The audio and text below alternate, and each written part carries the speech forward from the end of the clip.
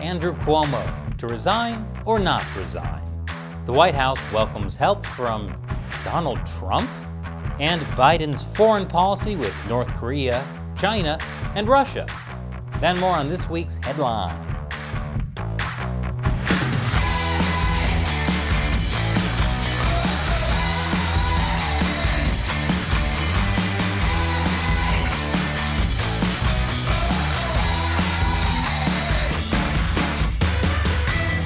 Welcome to America Uncovered. I'm Chris Chappell. Are you tired of hearing about Andrew Cuomo and wish he'd just resign as governor of New York already?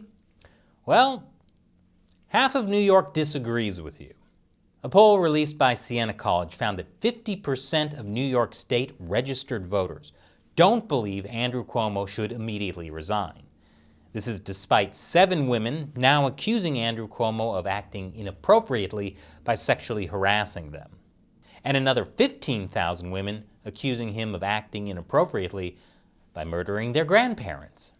Despite the results of the poll, more and more Democrats are calling for Cuomo to step down, now including New York Senator Chuck Schumer.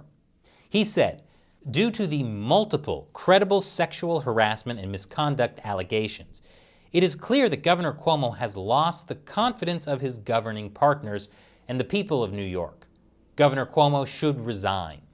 So, the lesson here is, you want to enact lethal policies that kill thousands of seniors? Fine. Just don't be a creep about it.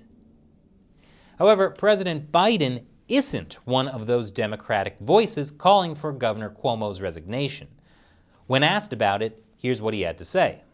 Do you think Governor Andrew Cuomo should resign? I think the investigation is underway and we should see what it brings us. Biden only went so far as to say Cuomo should resign if the investigation confirms these allegations against him. When it comes to the Andrew Cuomo scandal, President Biden has been very hands-off, which is surprising. One thing Biden's hands are getting involved in, a roadshow. This week, the White House launched what they're calling the Help is Here tour to promote their $1.9 trillion coronavirus relief package. I was hoping the first tour I'd see post-pandemic would be the Red Hot Chili Peppers or Billie Eilish. Hey, don't judge. It's not that weird.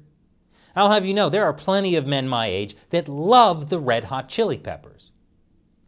But sure, politicians promoting legislation, that also sounds like a rockin' good time. When asked why they're trying to sell a bill that's already been passed, Vice President Kamala Harris said, "We want to avoid a situation where people are unaware of what they are entitled to. It's not selling it, it's literally letting people know their rights. Think of it more as a public education campaign." Woo! Play Freebird! Ow. Despite this public education campaign, there are many still worried about the coronavirus relief bill. This letting people know their rights tour is also concerning because the last time Kamala Harris read this many people their rights, it resulted in mass incarceration. More after the break. Welcome back. The White House said it would welcome Donald Trump's help in promoting the coronavirus vaccine. At a briefing, Press Secretary Jen Psaki said, if former President Trump woke up tomorrow and wanted to be more vocal about the safety and efficacy of the vaccine, certainly we'd support that. The White House is looking for ways to convince Republicans to take the vaccine, as polls show that they are less willing to receive it. Trump responded to this on Twitter saying, never mind. Dr. Fauci also encouraged Trump to endorse the vaccine. He said he's a very widely popular person among Republicans. If he came out and said, go and get vaccinated, it's really important for your health, the health of your family, and the health of the country, it seems absolutely inevitable that the vast majority of people who are his close followers would listen to him. Trump did wind up endorsing the vaccine in an interview on Wednesday. I would recommend it, and I would recommend it to a lot of people that don't want to get it, and a lot of those people voted for me, frankly. But, again, we have our freedoms, and we have to live by that, and I agree with that also. But it's a great vaccine, it's a safe vaccine, and it's something that works. So the White House got Trump's endorsement. But I say, why stop there? Think of how many more people you could convince if you got other widely popular Republicans to promote it. President Biden should welcome help from Ted Nugent, Kevin Sorbo, and Charles Entertainment Cheese. Yeah, Chuck E. Cheese is a Republican. Encouraging kids to work for currency and spend it on consumer goods? What you call skee-ball, I call capitalism. Something else Biden should ask for Trump's help on, getting in contact with North Korea. More on that after the break. Welcome back. The White House says the U.S. has reached out to North Korea, but hasn't received a response. White House Press Secretary Jen Psaki said, "Our goal is to reduce the risk of escalation, but to date, we have not received any response." And they tried everything. Phone calls, emails, Dennis Rodman. Okay, I don't know if the White House really called Rodman, but if they didn't, then they're just not trying hard enough. The White House is especially eager to resume talks with North Korea since a U.S. general testified the country could soon test a new intercontinental missile. But North Korea has continued to ignore them, citing hostilities. Kim Jong-un's sister, Kim Yo-jong, criticized the U.S. and South Korea for holding military exercises, saying, "We take this opportunity to warn the new U.S. administration trying hard to give off gunpowder smell in our land. If it wants to sleep in peace for the coming 4 years, it had better refrain from causing a stink at its first step." Given this warning to not cause a stink, experts are cautioning President Biden to refrain from asking Kim Jong-un to pull his finger.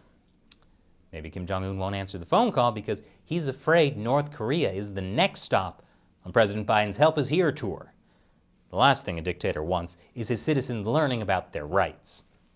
Speaking of which, U.S. Secretary of State Antony Blinken criticized North Korea's human rights record while visiting Japan and South Korea with Defense Secretary Lloyd Austin earlier this week. He said, "The authoritarian regime in North Korea continues to commit systemic and widespread abuses against its own people. We must stand with the people that demand fundamental rights and freedom against those who oppress them." Blinken also criticized China's human rights abuses, saying, "China is using coercion and aggression to systematically erode autonomy in Hong Kong, undercut democracy in Taiwan, abuse human rights in Xinjiang and Tibet, and assert maritime claims in the South China Sea that violate international law." Boy, those are some scathing comments. It sure would be awkward if he were to meet with Chinese officials face to face, which he did on Thursday and Friday in Anchorage, Alaska. And yeah, it was awkward, mainly because neither side knew what kind of meeting it would be going into. It's like when you invite a coworker out for dinner. Is this a date or just friends hanging out? Should you hold their hand or tell them to stop putting people in concentration camps? Dating, am I right? The U.S. went into the meeting with the goal of confronting China on security and human rights issues. China went into the meeting with the goal of getting the U.S. to drop the harsher Trump-era policies against the Chinese Communist Party, including sanctions against Chinese companies and individuals. And it went really well for both sides, by which I mean they had a public spat. That happened when Chinese diplomats started lecturing U.S. officials, which turned a 4-minute photo op into a diplomatic spat that lasted more than an hour. So I'm going to go with this was not a date. We'll have more coverage of the U.S.-China summit on our next episode. But only 2 months into office, and President Biden is looking at growing hostilities from North Korea and China. At least tensions with Russia aren't also on the rise.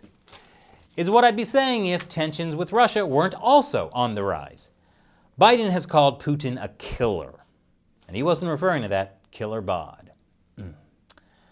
A 2020 U.S. election report concluded that while Russia didn't manipulate election results, it did try to influence public opinion.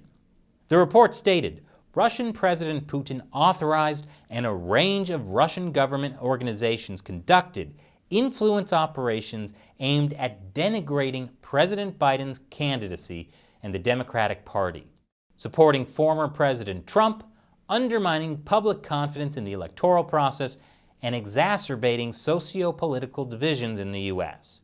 So Russia's goal was to make Biden and the Democratic Party look bad, undermine confidence in the election, and make political divides in the U.S. worse? Well, we certainly made it easy for them. President Biden responded to this report by saying Putin was a killer and he would pay the price. It's strange Joe Biden said he'd make a foreign leader pay a price when meeting him, because usually it's Hunter Biden who sets up those deals. Meanwhile, Putin responded to Biden's words by challenging him to a debate. I know, I'm surprised too. I thought for sure Putin would challenge Biden to a bear wrestling contest. Instead of that, Putin essentially challenged Biden to a live televised debate. And he also responded to Biden calling him a killer by literally saying, "I know you are, but what am I?" and claiming there was a very deep meaning in that phrase. Okay, if "I know you are, but what am I" is the level of discourse that we can expect from a Biden-Putin debate, I say, bring it! This is America! We love it when politics is full of childish entertainment. I just hope I don't run out of popcorn. So what do you think about the stories we covered? Leave your comments below. And remember, America Uncovered is supported mainly by viewers. Be sure to visit patreon.com/AmericaUncovered. Contribute $1 or more per episode. We rely on your support to help us keep making great episodes. Once again, I'm Chris Chappell. Thanks for watching America Uncovered.